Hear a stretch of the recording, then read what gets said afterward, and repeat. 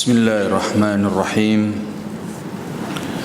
Assalamualaikum warahmatullahi wabarakatuh.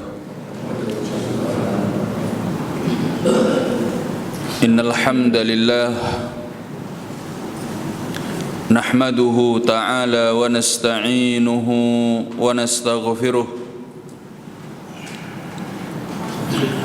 wa na'udzu billahi min shururi anfusina wa sayyiati a'malina man yahdihillahu fala mudilla lahu wa man yudlilhu fala hadiya lahu. Ashhadu an la ilaha illallah wahdahu la syarika lah wa ashhadu anna Muhammadan abduhu wa rasuluh. Ya ayyuhalladzina amanu taqullaha haqqa tuqatih wa la tamutunna illa wa antum muslimun. Ya ayyuhalladzina amanu taqullaha wa qulu qawlan sadida yuslih lakum a'malakum wa yaghfir lakum dhunubakum wa man yuti'illaha wa rasulahu faqad faza fawzan 'azima. Ikhwanil kiram, azzani Allahu wa iyyakum. Para jemaah sekalian, rahimani wa rahimakumullah.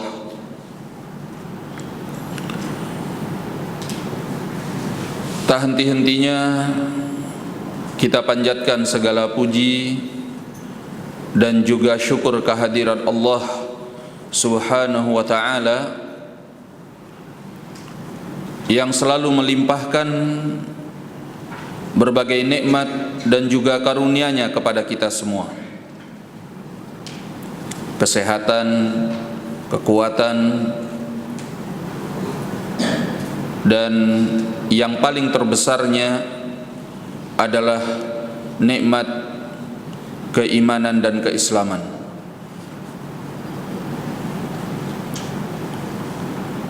Kita bersyukur kepada Allah,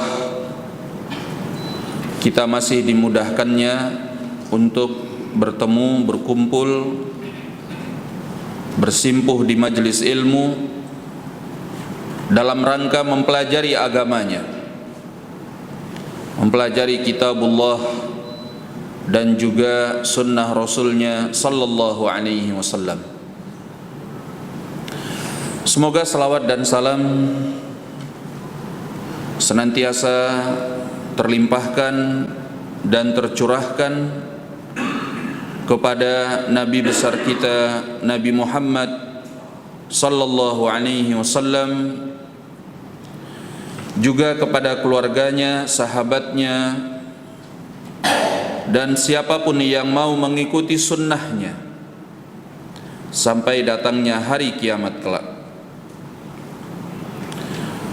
Para jemaah sekalian, ikhwanil kiram, rahimani wa rahimakumullah. Sebagaimana biasanya pada hari Ahad pekan yang kedua pada setiap bulan, setelah kita melaksanakan salat subuh, kita akan membahas mengenai tafsir dari surat-surat pendek yang ada di akhir Al-Quran. Kali ini pada juz yang ke-29 dari surat Al-Qalam, kita sampai pada ayat yang ke-17. A'udzu billahi minasyaitonir rajim. Inna balawnahum kama balawna ashabal jannah idh aqsamu la yasrimunnaha musbihin. Sesungguhnya kami telah menguji mereka sebagaimana kami telah menguji para pemilik kebun ketika mereka bersumpah sungguh mereka akan memetiknya pada pagi hari. Wala yastathnun, dan mereka tidak memberikan pengecualian. Fatafa 'alaiha ta'ifun min rabbika wa hum naimun. Maka bencana berkeliling pada kebun mereka yang datang dari Tuhanmu dalam keadaan mereka sedang terlelap tidur. Fa asbahat kas-sarim, maka jadilah kebun itu laksana malam yang gelap gulita. Fatanadau musbihin, maka mereka saling menyeru di pagi harinya. Anighdu ala harthikum in kuntum sarimin. Hendaklah kalian bergegas di pagi hari menuju ladang kalian jika kalian ingin memetiknya. Fantalaqu wa hum yatakhafatun, maka mereka pun berangkat dalam keadaan mereka saling berbisik.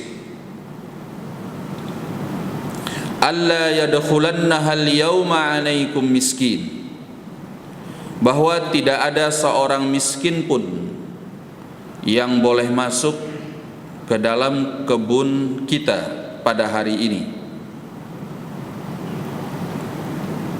Tidak boleh ada seorang miskin pun yang masuk ke dalam kebun tersebut pada hari ini. Wa ghadaw ala hardin qadirin, dan mereka di pagi hari bergegas dan merasa mampu untuk melakukan hal tersebut. Falamma ra'auha qalu inna ladhallun, tatkala mereka melihatnya mereka pun berkata, sungguhnya kami adalah orang-orang yang sesat. Bal nahnu mahrumun, bahkan kita adalah orang-orang yang terhalangi. Qala awsatuhum alam aqul lakum laula tusabbihun, berkatalah orang yang terbaik di antara mereka, bukankah aku katakan kepada kalian jikalau seandainya kalian mau bertasbih. Qalu subhana rabbina inna kunna zalimin, mereka pun berkata, maha suci Rabb kita, sungguhnya kita adalah orang-orang yang zalim. Fa aqbala ba'dhuhum ala ba'dhin yatalawamun, maka sebagian mereka menghadap kepada sebahagian yang lain saling menyalahkan, saling mencela. Qalu ya wailana, mereka berkata, alangkah celakanya kita. Inna kunna taghin, sesungguhnya kita telah melampaui batas. Asa rabbuna ayyubdilana khairan minha, semoga Rabb kita menggantikan kita yang lebih baik daripadanya. Inna ila rabbina raghibun, sungguhnya kita sangat berharap kepada Rabb kita. Kadzalikal adzab, demikianlah azab. Wala adzabul akhirati akbar, sungguh azab akhirat itu adalah yang paling besar. Lau kanu ya'lamun, kalau seandainya mereka benar-benar mengetahui. Baik, kita berhenti sampai di sini. Apa yang Allah kisahkan pada ayat yang ke-17 sampai ayat yang ke-22 dari yang tadi telah kita baca, disebutkan oleh ahli tafsir bahwa ini adalah peristiwa yang menimpa sebagian penduduk negeri Yaman menurut sebagian salaf dari ahli tafsir. Ada pula yang mengatakan bahwa ini yang menimpa penduduk negeri Habasyah.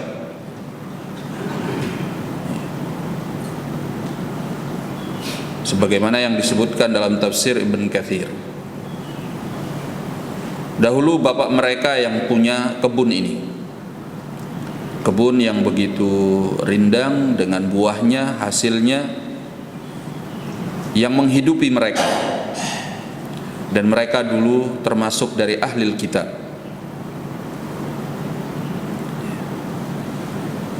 Di masa hidupnya orang tua mereka, kebun ini selalu dikeluarkan jatahnya untuk orang-orang miskin oleh bapak mereka. Bapaknya mempunyai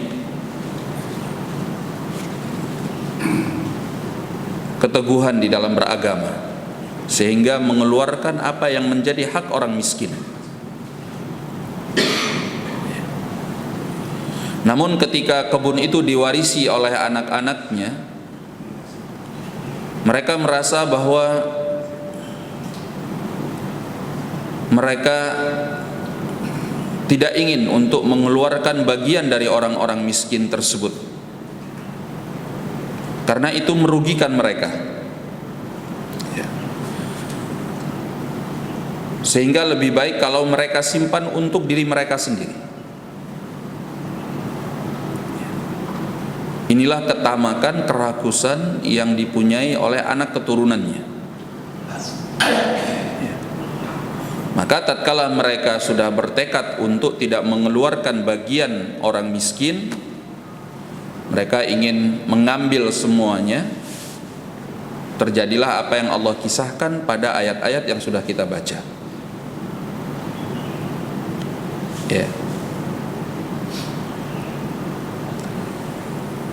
Oleh karena itu Allah tabaraka wa ta'ala memperingatkan mereka bahwa perbuatan dosa, melanggar perintah Allah dan tidak berempati kepada orang-orang yang tidak mampu akan menghancurkan kehidupan dunia seseorang.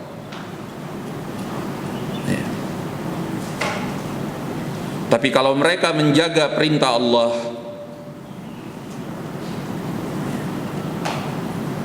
kemudian berempati kepada orang-orang yang tidak mampu,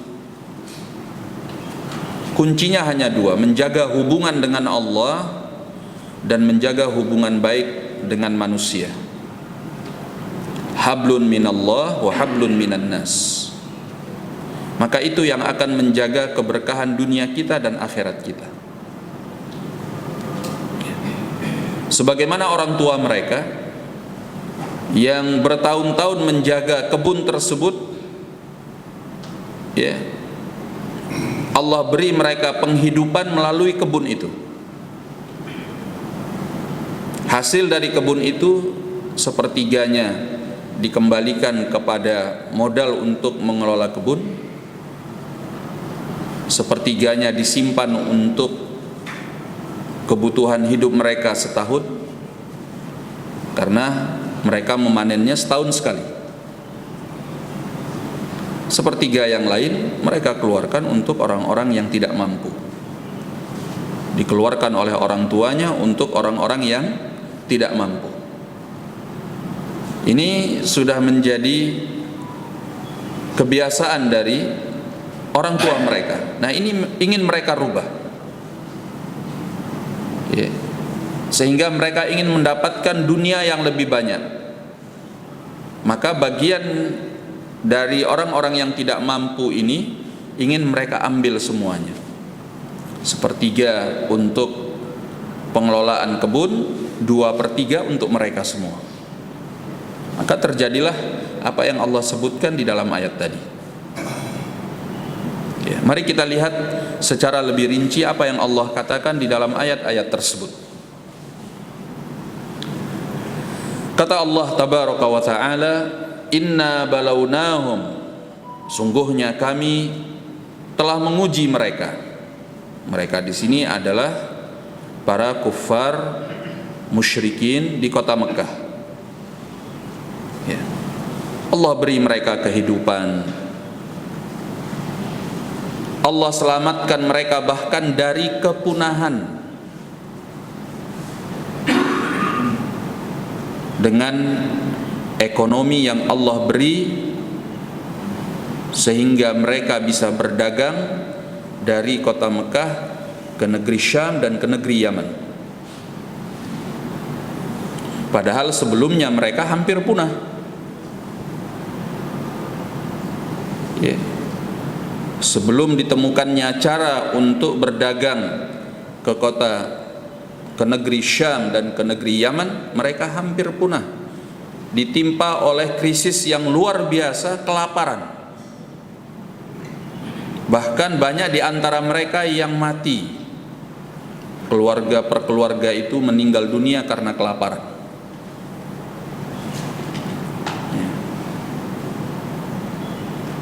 Tapi kemudian Allah beri mereka cara untuk menyelamatkan penghidupan mereka, yaitu mereka rihlah ke negeri Syam di musim panas dan ke negeri Yaman di musim dingin.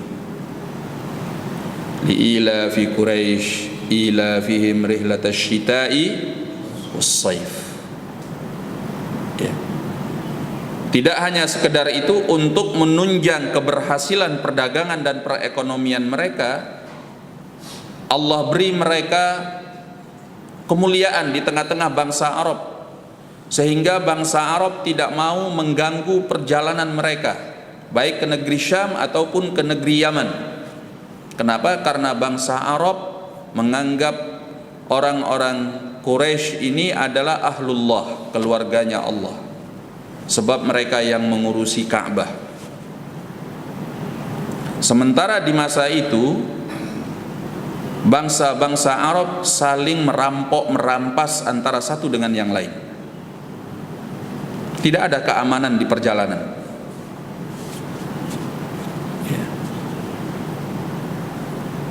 Kecuali bangsa Quraisy. Sehingga mereka berhasil sampai ke negeri Syam tanpa gangguan, sampai ke negeri Yaman tanpa gangguan, dengan rasa aman, tidak ada yang mengganggu.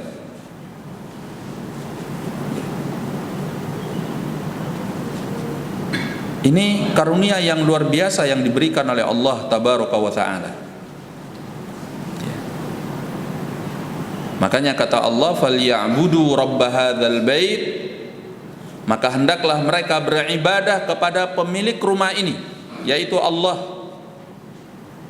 alladzi at'amahum min ju', yang telah memberi makan mereka dari rasa lapar, menyelamatkan eksistensi keberadaan mereka sehingga mereka tidak punah dengan cara berdagang seperti yang tadi kita sebutkan, ya. Wa amanahum min khauf, ya.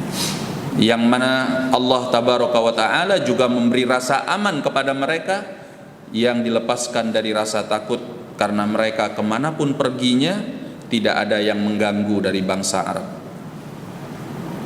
Kenikmatan yang seperti ini kalau tidak mereka jaga, mereka akan dihancurkan oleh Allah.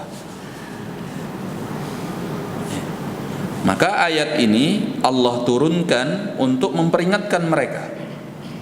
Pernah loh dulu ada kaum yang Allah juga beri nikmat kepada mereka. Ya, mereka punya kebun yang luar biasa. Tapi Allah habisi kebun mereka itu karena mereka melanggar perintah Allah Subhanahu wa ta'ala, tidak mau tunduk beribadah kepada Allah, ya, bahkan tidak berempati kepada hamba-hamba Allah yang tidak mampu. Maka kata Allah, inna balawnahum, sungguhnya kami telah menguji mereka, yaitu orang-orang kafir Quraisy, orang-orang musyrikin kota Mekah. Kama balawna ashabal jannah, sebagaimana kami telah menguji ashabal jannah, para pemilik kebun, ya, dari penduduk negeri Yaman, atau sebagian mengatakan penduduk negeri Habasyah yang beragama ahlul kitab di masa lampau. Idz aqsamu la yasrimunnaha musbihin, ketika mereka bersumpah bahwasanya mereka akan memetik hasil kebun mereka itu musbihin, di pagi hari. Ya, ini menurut mereka. Ketika sudah datang masa waktu untuk panen hasil dari kebun tersebut, ya, mereka sudah senang, mereka gembira, mereka menyangka bahwa panen raya sudah di depan mata.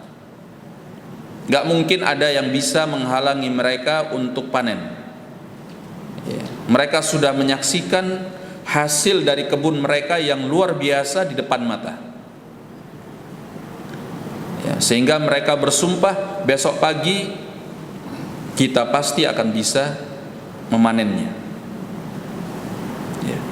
Kata Allah, wala yastathnun, namun mereka itu tidak memberi pengecualian.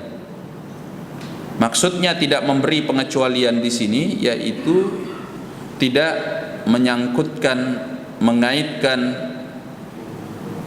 panen mereka dengan kehendak Allah Subhanahu wa ta'ala, ya. Sehingga mestinya mereka mengatakan insya Allah, ya, besok pagi kita akan memanennya insya Allah, jika Allah berkehendak. Karena semua apa yang terjadi di muka bumi ini dengan kehendak Allah tabaraka wa ta'ala, bukan dengan kehendak manusia. Manusia boleh berencana, tetapi yang menentukan adalah Allah. Maka penting sekali ketika seseorang sudah bertekad melakukan sesuatu, berencana melakukan sesuatu, untuk dia memberikan pengecualian, yaitu dia kaitkan dengan kehendak Allah Subhanahu wa ta'ala,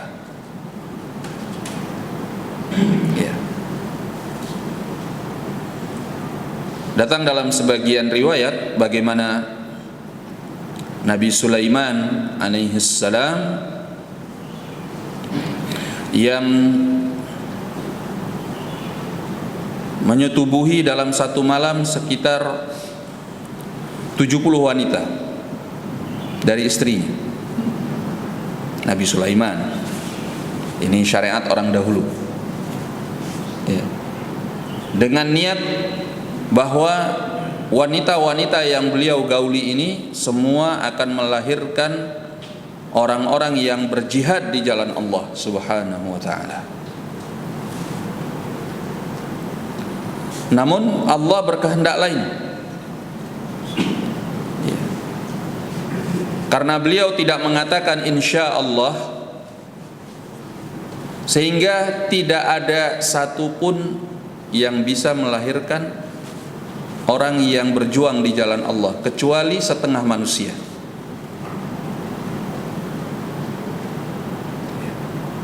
Maka penting sekali untuk mengucapkan insya Allah. Kaitkan segala sesuatunya dengan kehendak Allah. Anda jangan merasa sok hebat, sok kuat, sok mampu, ya, seolah-olah Anda tidak ada kaitannya dengan kehendak Allah. Semua apa yang kita mampu, semua apa yang kita bisa, semua apa yang sudah kita kuasai, dalam sekejap bila Allah tidak menghendakinya, Allah ingin menghancurkannya, Allah ingin membinasakannya, cukup Allah mengatakan kun fayakun, jadilah, maka terjadilah apa yang dikehendaki oleh Allah Subhanahu wa ta'ala. Nah, maka maka katakanlah insya Allah.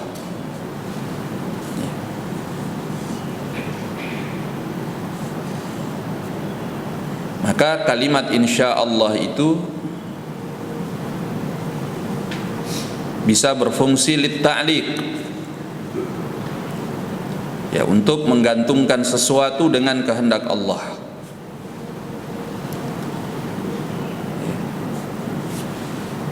Dan juga bisa menunjukkan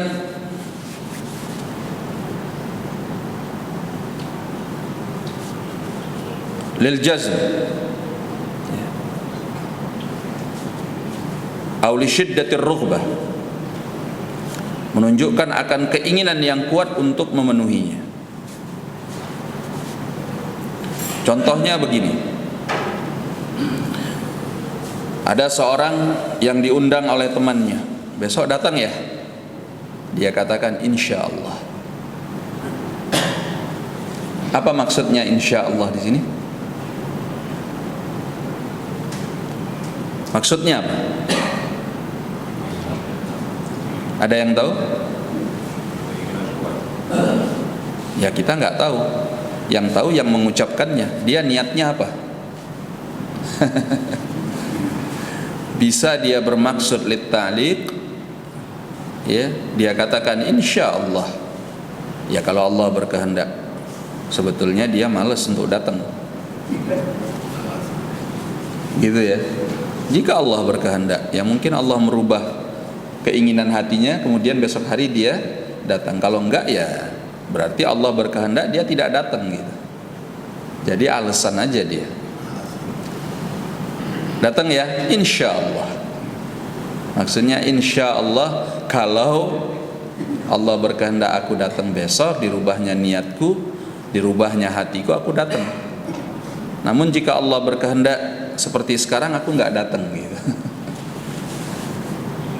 Bisa juga dia berniat insya Allah untuk memastikan atau menunjukkan kuatnya keinginan insya Allah.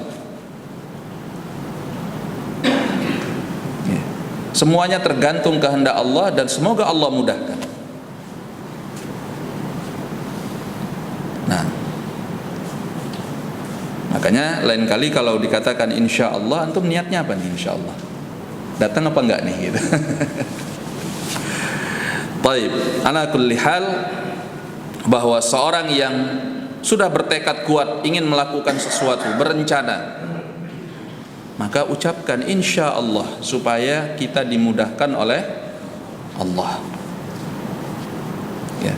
Karena segala sesuatu berkaitan dengan kehendak Allah tabaraka wa ta'ala, dan itu bahagian dari keimanan kepada takdir. Keimanan kepada takdir itu ada 4 tahapan atau pada 4 perkara.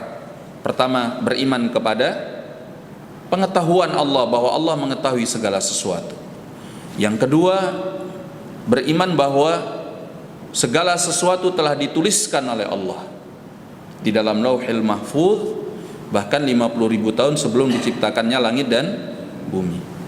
Yang ketiga, beriman bahwa segala sesuatu yang terjadi di alam semesta ini semua dengan kehendak Allah, ya. Dan yang keempat, bahwa segala sesuatu di alam semesta ini diciptakan oleh Allah Subhanahu wa ta'ala. Ini keimanan kepada takdir.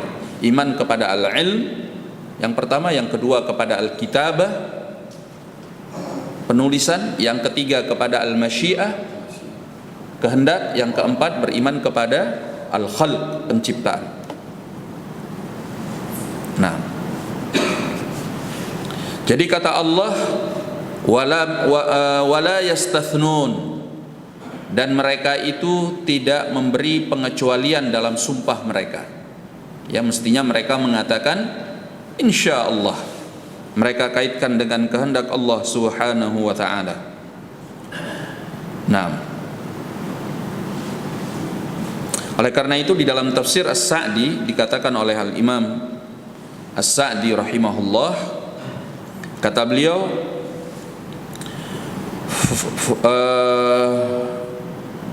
fa'aqsamu wa halafu min ghairi istithna'in, mereka bersumpah tanpa memberi pengecualian, yakni dikaitkan dengan kehendak Allah. Annahum sayasrimunaha bahwa mereka pasti akan memetiknya musbihin, nanti di pagi hari. Walam yadru, dan mereka tidak menyadari annallaha bil mirsad, bahwasanya Allah selalu dalam pengintaian terhadap mereka. Wa annal azab, bahwasanya azab Allah tabaraka wa taala sayuhlikuhum, akan bisa menghancurkan mereka. Nah, wa yubadiruhum ilaiha, dan bisa bersegera kepada mereka menuju kebun tersebut. Jadi ala kulli hal, mereka menyangka bahwa mereka akan bisa memetik hasilnya, semua itu dalam kuasa mereka. Mereka tidak menyadari bahwa di atas mereka ada Tuhan yang sedang mengawasi mereka, yaitu Allah tabaraka wa ta'ala. Qala fatafa 'alaiha ta'ifun min rabbika wa hum naimun. Maka berkelilinglah pada kebun mereka itu ta'ifun min rabbik, ya, bencana dari Tuhanmu.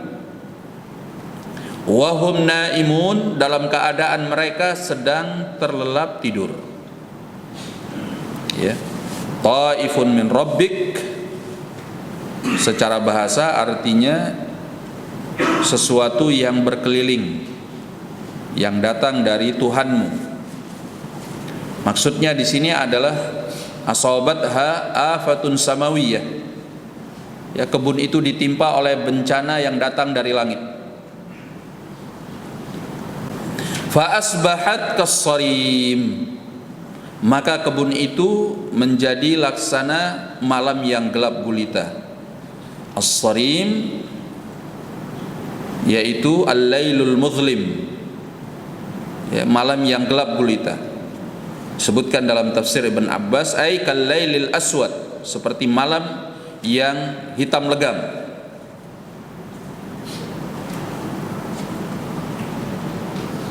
Nah, dalam penafsiran Ats-Tsauri dan As-Suddi, kas-sarim ay mithla az-zar' idza husid, ay hashiman yabisa, yaitu seperti tanaman yang sudah dipanen dalam keadaan kering kerontang.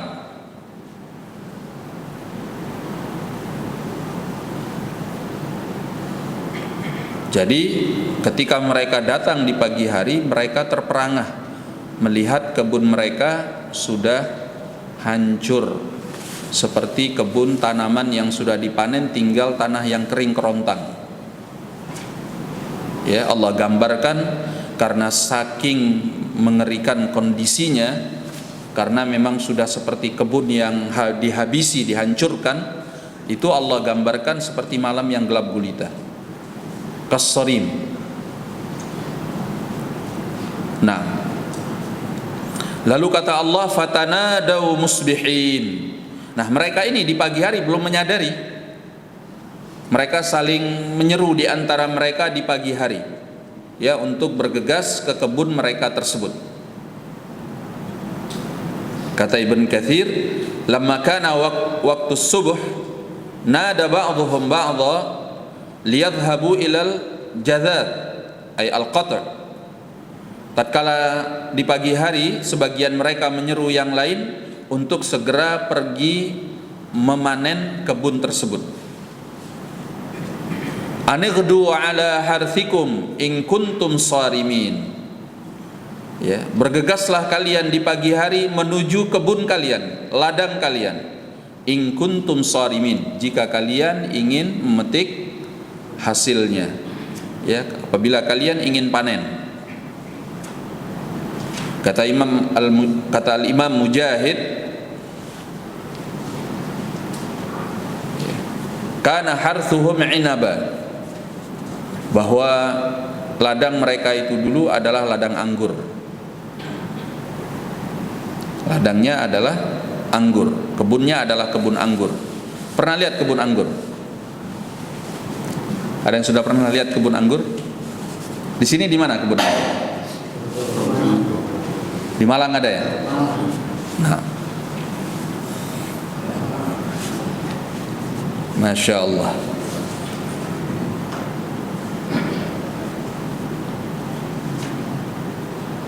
Lalu kata Allah, fantalaqu wa hum yatakhafatun. Maka berangkatlah mereka dalam keadaan mereka yatakhafatun. Yatakhafatun itu berbisik-bisik, berbicara di antara mereka dengan suara yang sangat pelan. Itu at-takhafut. Ya. Yatanajawna fima bainahum bihaitsu la yusmi'una ahadan kalamahum. Ya, dalam tafsir Ibn Katsir disebutkan mereka saling berbisik di antara mereka, yang mana mereka tidak memperdengarkan orang lain akan pembicaraan mereka.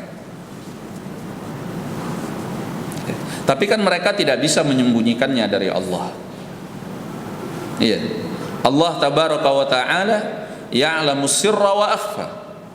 Allah itu mengetahui segala yang rahasia yang disembunyikan antara dua orang.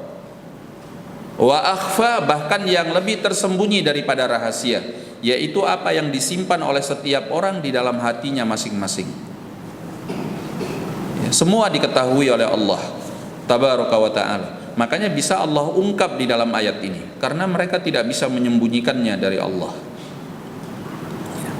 Apa yang mereka saling bisikkan di antara mereka dengan suara yang lirih dan pelan itu, alla yadkhulannahal yauma 'alaikum miskin. Jangan sampai ada satu orang miskin pun yang masuk di kebun ini pada hari ini atas kalian. Ya. Jadi mereka datangnya pagi-pagi banget. Ya. Mereka bergerak senyap, saling berbisik dengan suara yang sangat pelan. Jangan sampai ada orang miskin yang tahu bahwa kita hari ini panen, karena mereka tidak ingin mengeluarkan bagian untuk orang miskin tersebut sebagaimana yang dilakukan oleh orang tua mereka. Ini karena ketamakan dan kerakusan terhadap harta benda, terhadap dunia. Makanya kata Allah di dalam surat Al-Fajr, wa tuhibbunal mala hubban jamma. Kalian mencintai harta itu dengan kecintaan yang penuh, sepenuh hati kalian cintai harta. Ya. Padahal harta itu tidak menyelamatkan seseorang, tidak di dunianya dan tidak pula di akhiratnya. Wal 'adiyati dhabha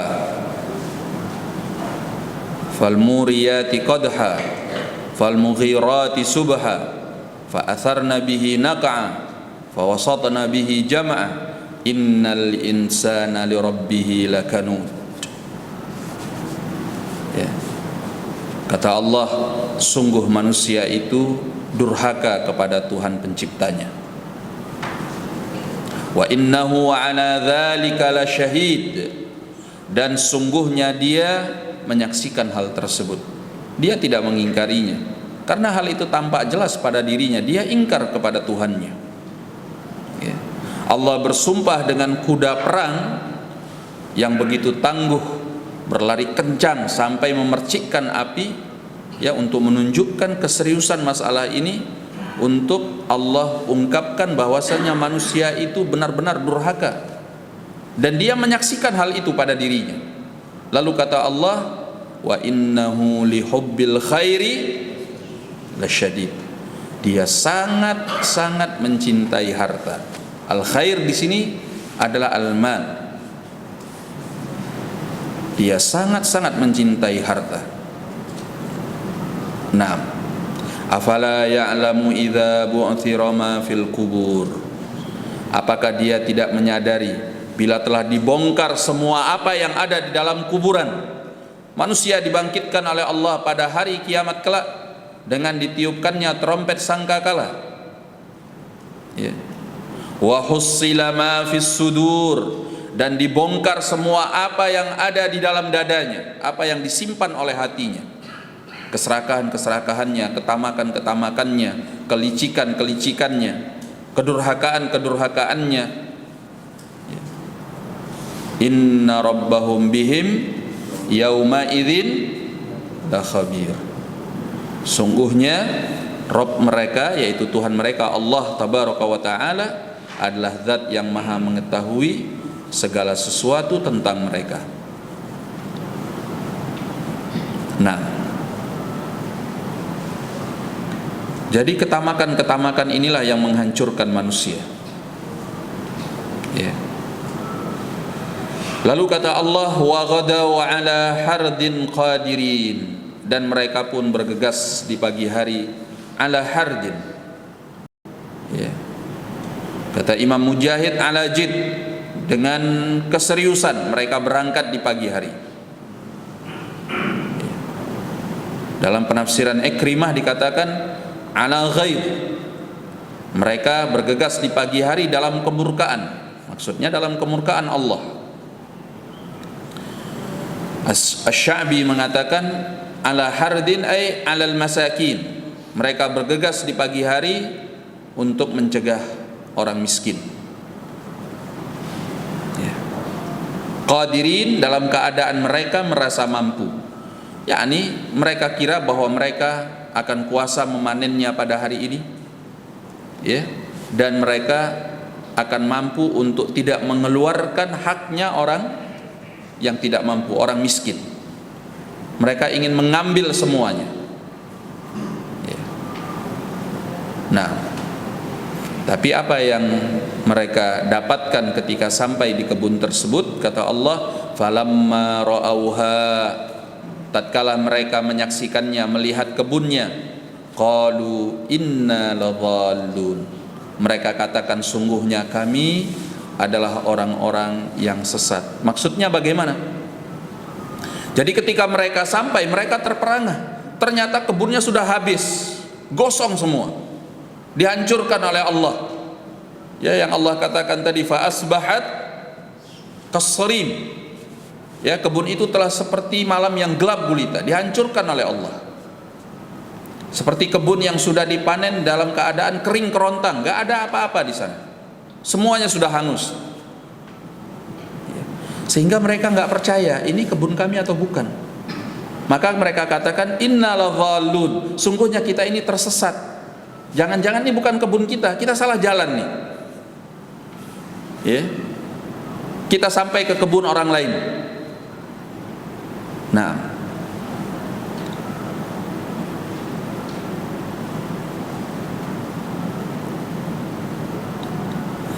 jadi i'taqadu annahum qad akhta'ut thariq. Ya, mereka meyakini bahwa mereka sudah salah jalan sampai ke tempat yang lain.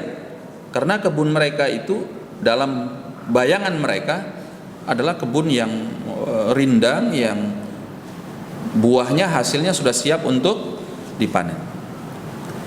Nah,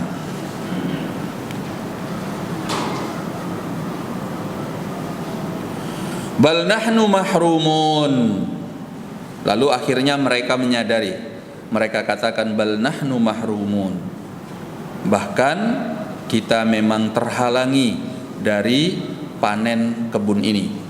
Ya, artinya bal hadhihi hiya, ini memang kebun kita, walakin nahnu la hadzalana wala nasib. Ya, mereka menyadari bahwa ini memang kebun kita, tetapi kita memang tidak punya keberuntungan untuk memanennya, karena sudah dihancurkan dan di bumi hanguskan oleh Allah Subhanahu wa ta'ala. Qala awsatuhum, berkatalah orang yang pertengahan di antara mereka. Nah, maksudnya pertengahan di antara mereka yaitu yang terbaik. Ya, a'daluhum wa khairuhum, yang paling adil dan yang paling terbaik di antara mereka. Ini dalam penafsiran ahli tafsir. Ya, dalam penafsiran Ibn Abbas, Mujahid, Sa'id ibn Jubair, Ikrimah, Muhammad bin Ka'ab, Rabi' bin Anas, Ad-Dhahhak, dan juga Qatadah. Semua mereka mengatakan bahwa ausatuhum secara bahasa artinya ausatuhum itu yang pertengahan di antara mereka. Maksudnya ay a'daluhum wa khairuhum, yaitu yang paling adil dan yang paling terbaik di antara mereka. Apa yang dia katakan? Alam aqul lakum laula tusabbihun, Bukankah sudah aku katakan kepada kalian, ya, jikalau seandainya kalian itu mau bertasbih. Maksudnya kalau seandainya kalian mau memberi pengecualian, ya, mengaitkannya dengan kehendak Allah Subhanahu wa taala. Nah, dalam penafsiran Mujahid, As-Suddi, Ibn Juraij, pernyataan laula tusabbihun ay laula tastathnun. Ya. Artinya, bukankah sudah aku katakan kepada kalian kalau seandainya kalian itu mau untuk memberi pengecualian, mengatakan insya Allah. Nah, berkata As-Suddi, wa kana istithna'uhum fi dzalika zaman tasbihan, dan pengecualian mereka pada masa itu dengan tasbih. Jadi mengatakan subhanallah, ya, kita akan memanennya besok, subhanallah. Ini seperti ucapan kita insya Allah, ya. Maha suci Allah, yang dialah zat yang maha sempurna. Dengan kesempurnaannya maka kita akan bisa melakukannya. Tapi mereka tidak mengucapkan itu. Mereka bersumpah seolah-olah mereka pasti mampu untuk memanennya pada keesokan hari. Ya, tapi dalam penafsiran Ibn Juraij, beliau mengatakan huwa qaulul qail insyaallah. Kata Ibn Juraij, maksudnya memberikan pengecualian yaitu seseorang mengucapkan insya Allah. Ala kulli hal, apapun itu semestinya mereka mengatakan ini, entah itu subhanallah ataupun insya Allah. Nah, mengaitkan segala sesuatu dengan kehendak Allah tabaraka wa ta'ala. Dan itu adalah kepasrahan seorang hamba kepada Allah tabaraka wa ta'ala. Ini adalah tauhid. Inilah kebergantungan kepada Allah, kepasrahan kepadanya, penyandaran kepadanya yang dibutuhkan oleh setiap hamba. Ya, kita pun begitu. Ini pelajaran penting yang Allah ungkap. Ya, ya.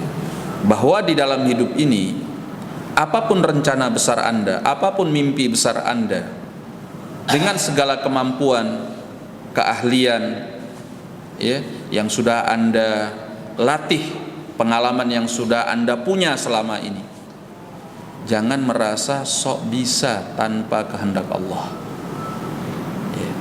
Kalau kita bergantung kepada kehebatan kita, ketika kita gagal, kita pasti kecewa, kita pasti akan runtuh. Ya, kita akan terpuruk.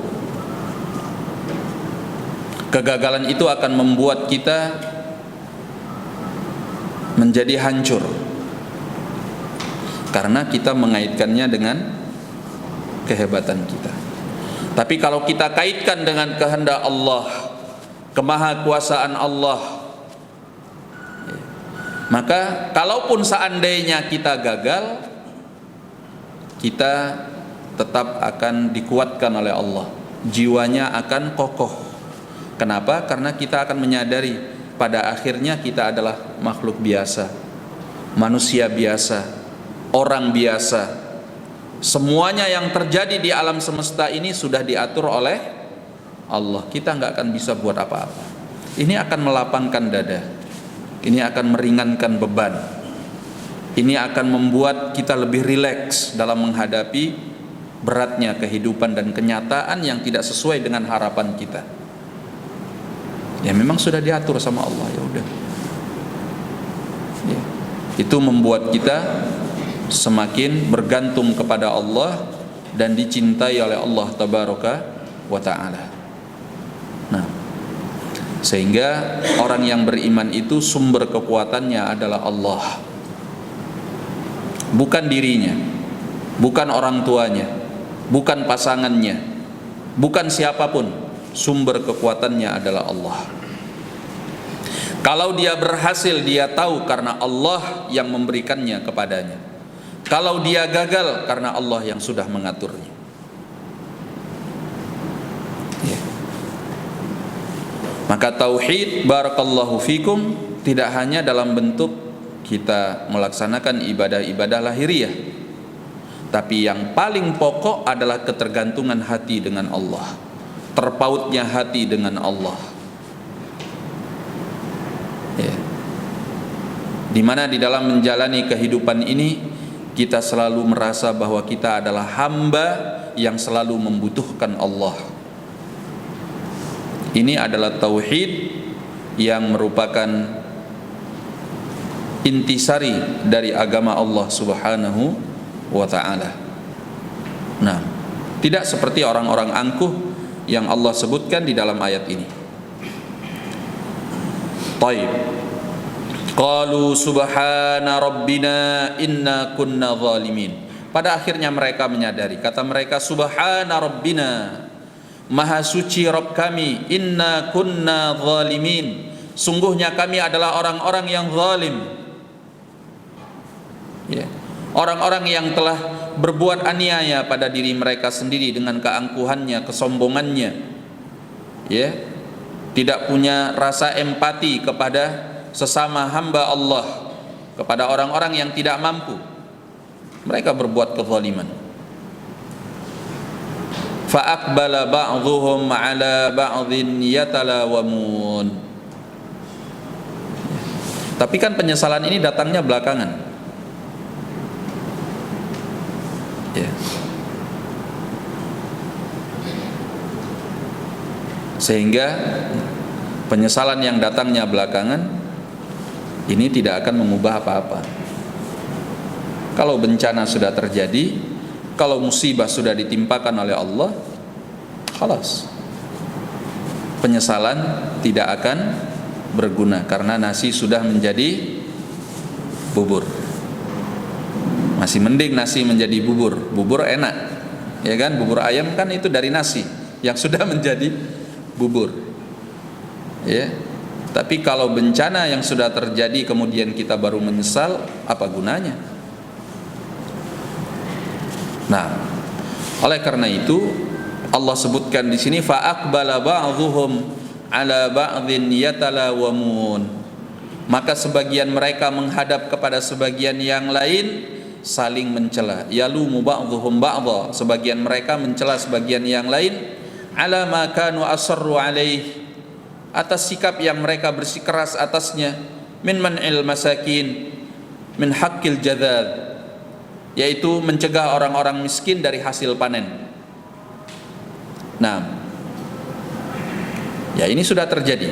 Namun walaupun begitu, penyesalan yang kemudian mereka rasakan walaupun sudah terlambat, ini paling tidak membawa kepada sikap bertaubat kepada Allah Subhanahu wa ta'ala, mau mengakui kesalahan.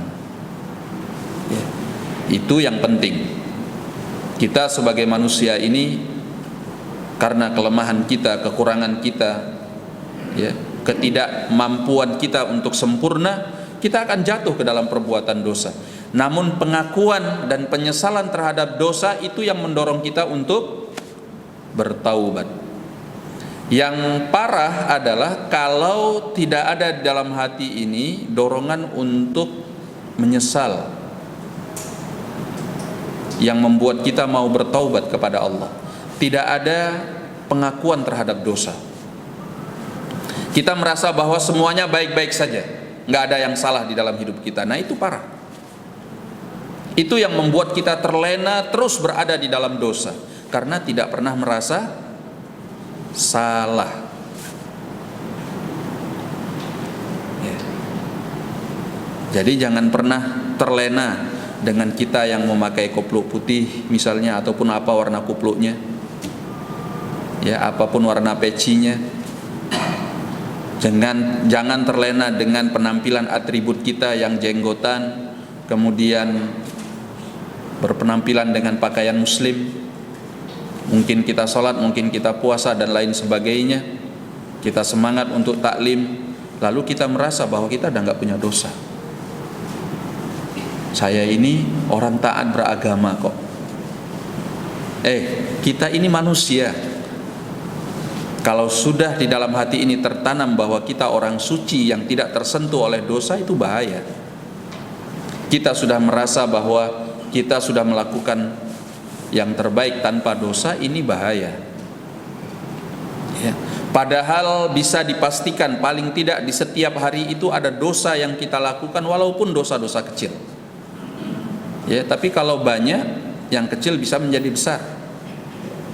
Apalagi kalau continue, yang tadinya kecil bisa menjadi besar. Ya. Bahkan dosa kecil dengan kelalaian hati yang menjauh dari Allah akan menjadi besar.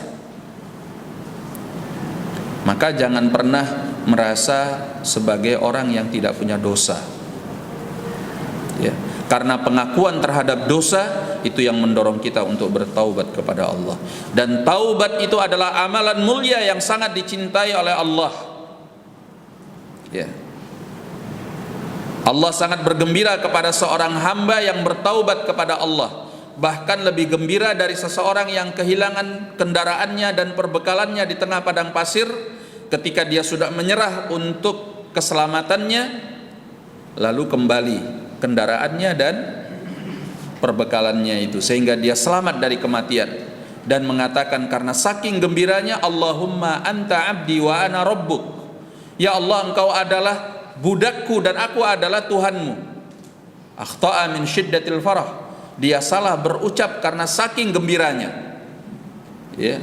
Orang kalau sudah salah berucap dalam hal yang fundamental seperti ini, berarti kegembiraannya itu sudah memuncak sampai pada titik yang sangat tinggi, sehingga karena saking gembiranya dia kehilangan akal sehatnya.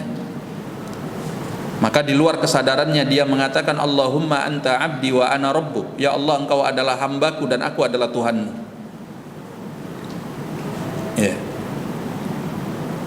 Ini kan menunjukkan betapa gembiranya dia, tapi Allah lebih gembira daripada itu ketika ada seorang hamba yang mau bertaubat kepada Allah Subhanahu wa ta'ala.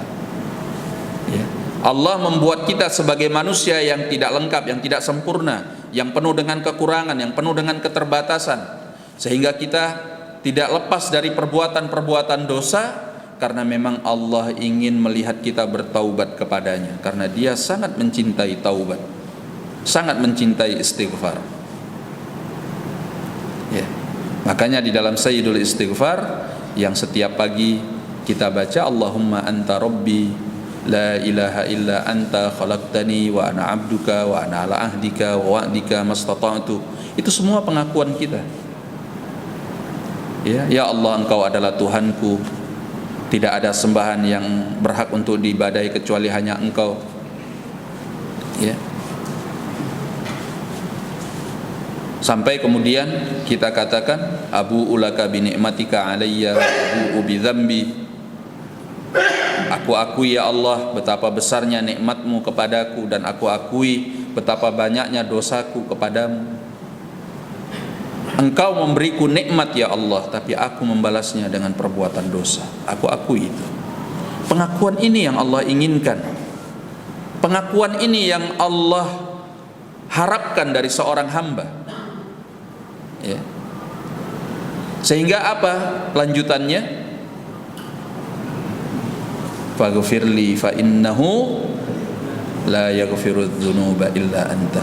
Oleh karena itu ampuni aku ya Allah, karena sungguhnya tidak ada yang mengampuni dosa kecuali hanya engkau.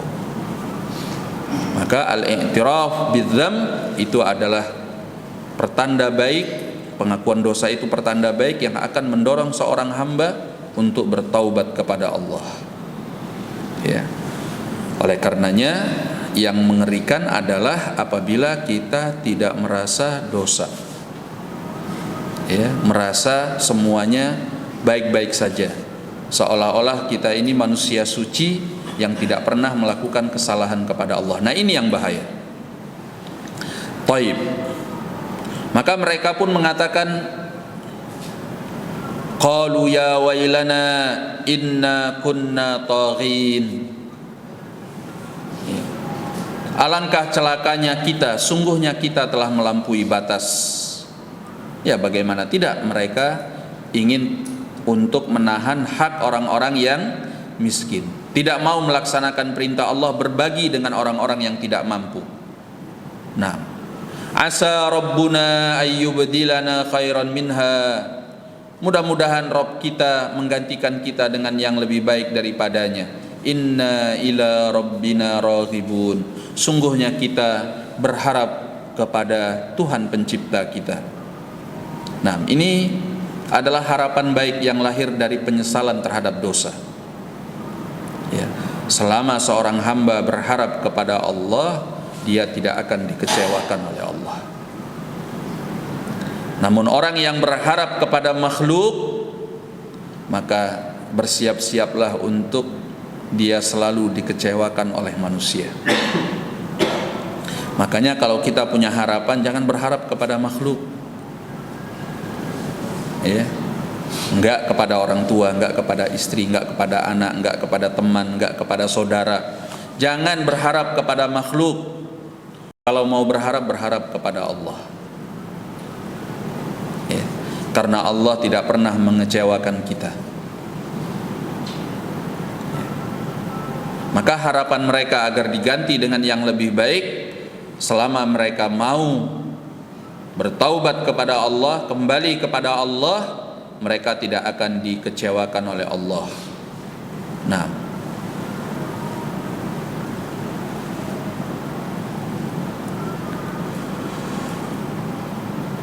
Taib. Kemudian di ayat yang terakhir kita baca, kadzalikal adzab wala adzabul akhirati akbar law kanu ya'lamun.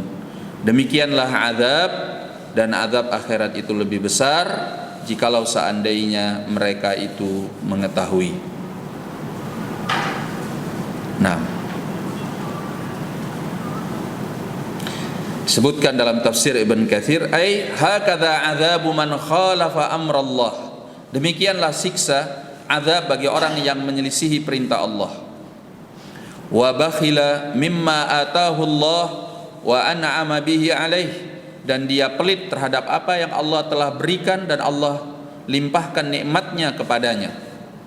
Wa mana'a haqqal miskin wal faqir wa dzawil hajat, lalu dia mencegah haknya orang miskin, orang fakir, dan orang-orang yang punya kebutuhan. Wa baddala ni'matallahi kufra, dan dia tukar nikmat Allah itu dalam bentuk ingkar kepadanya. Wala adzabul akhirati akbaru law kanu ya'lamun, dan azab akhirat itu lebih besar jikalau seandainya mereka tahu. Hadhihi uqubatud dunya kama sami'tum. Inilah siksa dunia sebagaimana yang telah kalian dengar.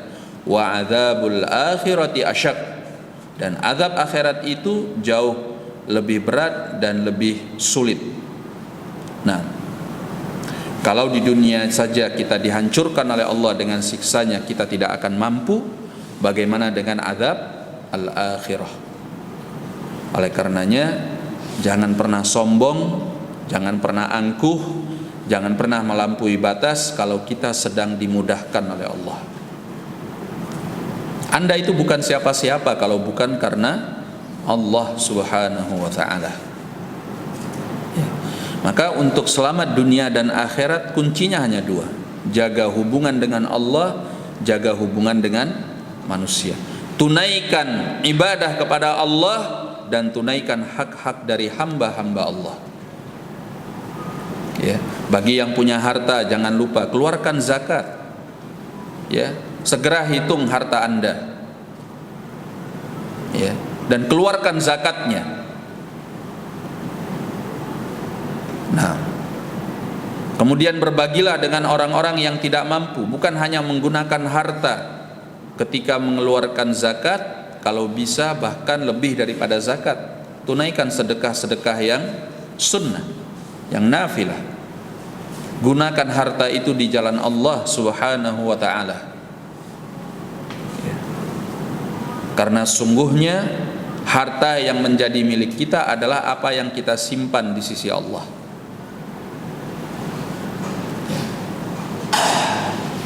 Oleh karena itu, di setiap pagi hari Nabi SAW mengatakan ada dua malaikat yang turun dari langit.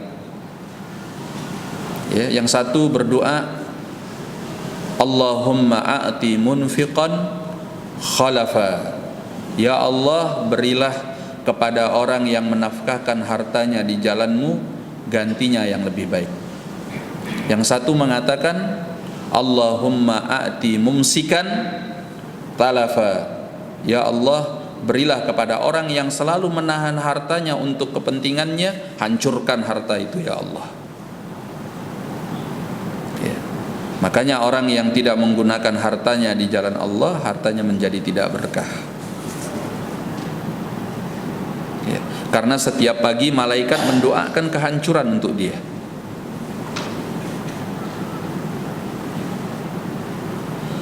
Taib, maka keberkahan harta kita walaupun tidak banyak, selama harta itu bisa digunakan untuk mendatangkan kemanfaatan dunia dan juga akhirat. Ya.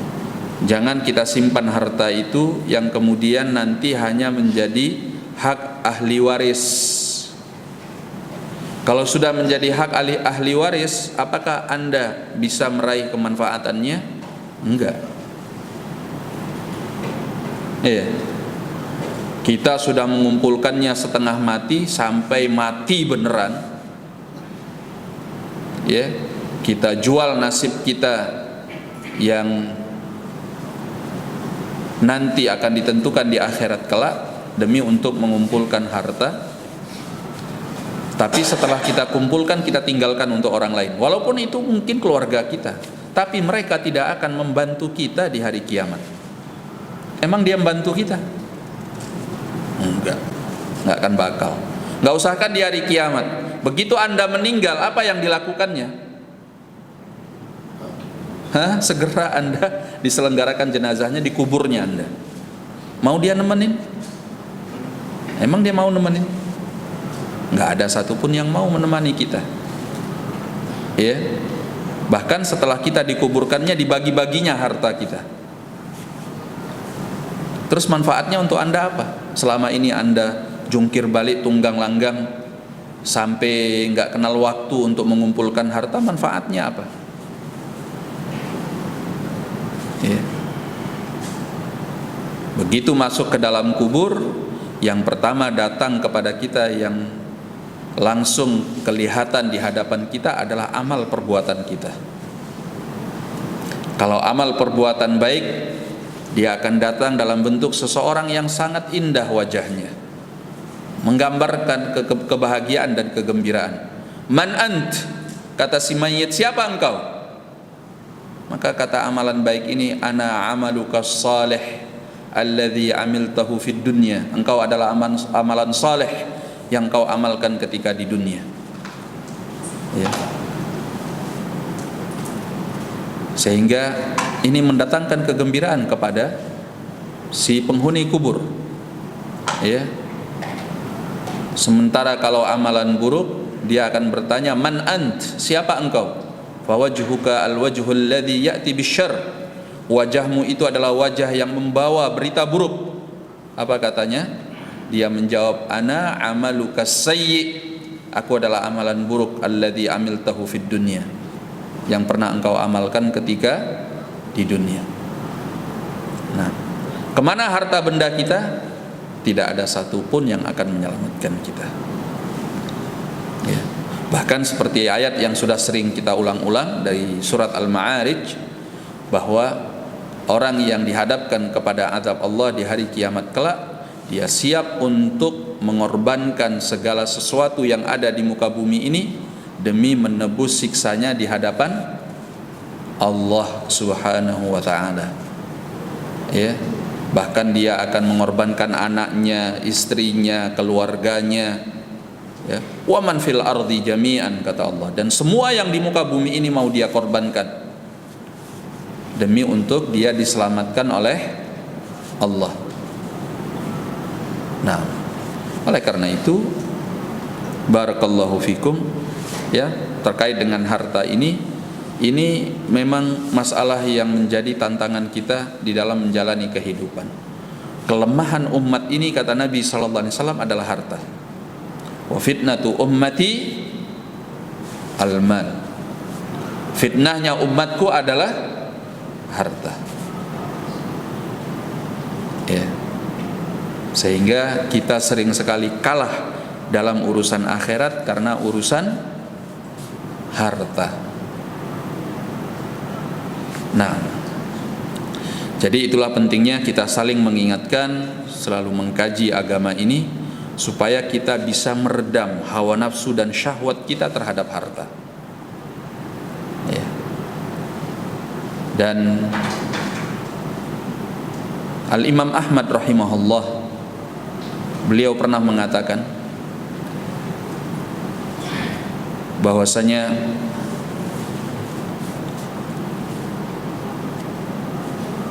amanah di tengah-tengah umat ini yang paling berat adalah ketika mereka dihadapkan kepada harta. Ya. Banyak orang yang ketika tidak punya harta dia berada di dalam agama Allah, ketika sedikit dilapangkan hidupnya oleh Allah dia lupa akan agama Allah tersebut. Sehingga Nabi SAW pernah diberi pilihan oleh Allah. Apakah beliau mau menjadi seorang nabi, rasul yang dilimpahi oleh Allah dengan kemewahan harta, ya, seperti yang Allah berikan kepada Nabi Sulaiman alaihi salam, atau menjadi seorang hamba Allah yang hidup penuh dengan kesederhanaan dan bersahaja. Dan Nabi alaihi salatu wassalam memilih hidup untuk bersahaja, dan itu yang diarahkan oleh malaikat Jibril alaihi salam kepada beliau dalam pilihan itu. Malaikat Jibril mengatakan kepadanya, tawadhu' ya Muhammad, ya, merendahlah wahai Muhammad. Maka beliau alaihi salatu wassalam memilih untuk hidup dengan kesederhanaannya dan kesahajaannya. Kalau beliau mau hidup dengan kemewahan, bukan tidak mampu, Allah memberikan beliau kemewahan tersebut. Ya, seperti Allah membukakan dunia ini kepada Nabi Sulaiman. Tapi Nabi alaihi salatu wassalam hidupnya penuh dengan kesahajaan. Beliau tidur di atas kasur yang membekas, kasur keras, tikar keras yang membekas di punggungnya.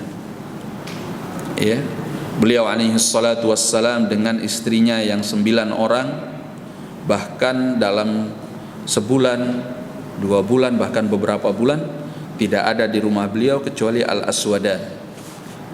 Apa al-aswadan? 2 yang hitam. Apa itu 2 yang hitam? Kurma dan air putih. Ya. Pernah nggak kita cuma punya kurma dan air putih? Di rumah cuma punya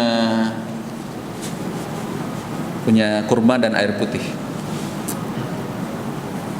Kalau kita yang mengalami kehidupan seperti ini pasti kelimpungan. Ya enggak? Orang di rumah kita kulkasnya penuh terus saja masih kelimpungan. Apalagi kalau di rumah berbulan-bulan cuma kurma dan air putih. Ya. Nabi SAW menghadapi perang Khandaq dengan perut yang lapar, yang diikat dengan batu untuk menahan rasa lapar. Beliau beberapa hari tidak makan. Ketika diundang oleh sebagian sahabat, beliau SAW mengundang para sahabatnya untuk mendatangi undangan itu yang semuanya juga lapar, belum juga makan beberapa hari. Ini dialami oleh Nabi alaihi salatu wassalam, ya. Namun karena sungguhnya kebahagiaan itu bukan pada harta, beliau alaihi salatu wassalam mendapatkan kebahagiaannya di dalam beribadah kepada Allah Subhanahu wa ta'ala. Oleh karena itu semua yang Allah kisahkan di dalam ayat-ayat ini tadi memberi penegasan kepada kita, jangan terlena dengan harta. Ya.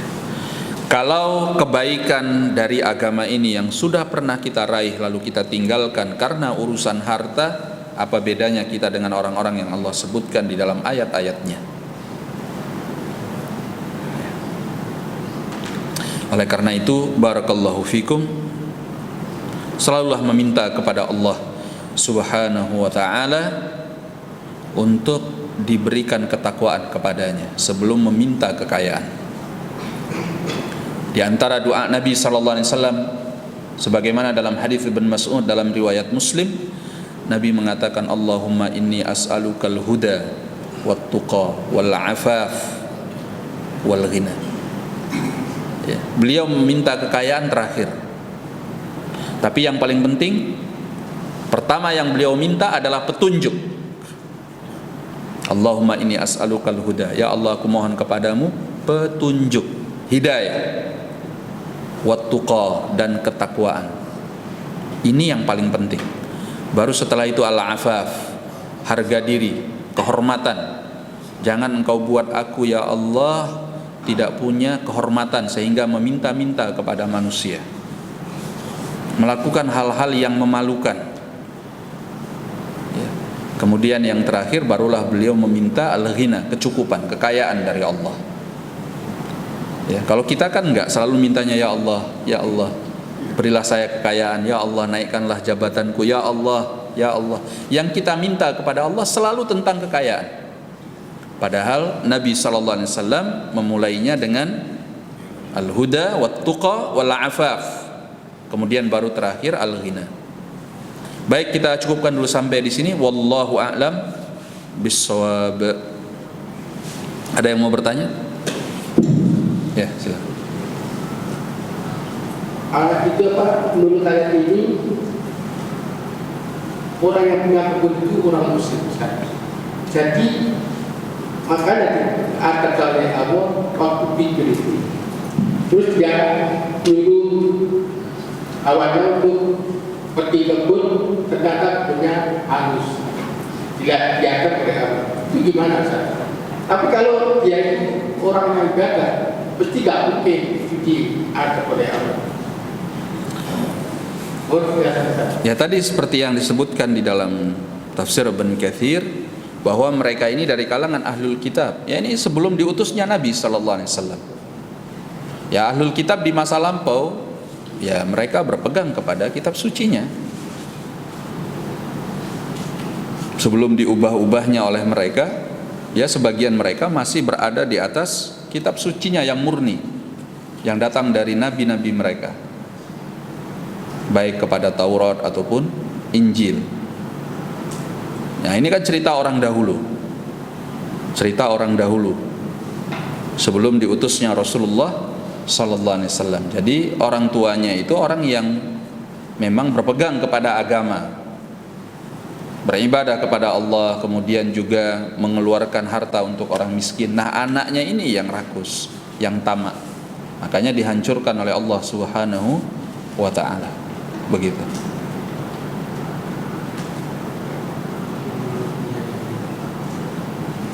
Anaknya tidak beribadah, Ustaz. Nah, anaknya ini yang ya dihancurkan oleh Allah karena dia ingin memakan jatahnya orang-orang miskin, nggak mau mengeluarkan harta untuk orang-orang miskin, membantu orang-orang yang tidak mampu. Jadi panennya itu mau diambil semua gitu. Nah, itu yang membuat kemudian kebunnya ini dihancurkan oleh Allah. Ya.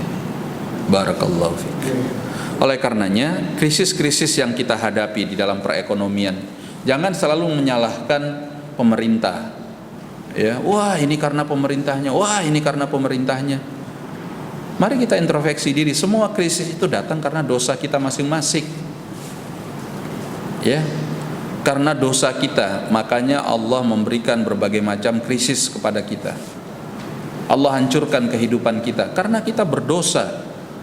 Jangan apa-apa nyalahkan pemerintah gitu. Maka cara untuk mengatasinya adalah bertaubat kepada Allah Subhanahu wa taala. Barakallahu fiik. Nah, ada yang lain?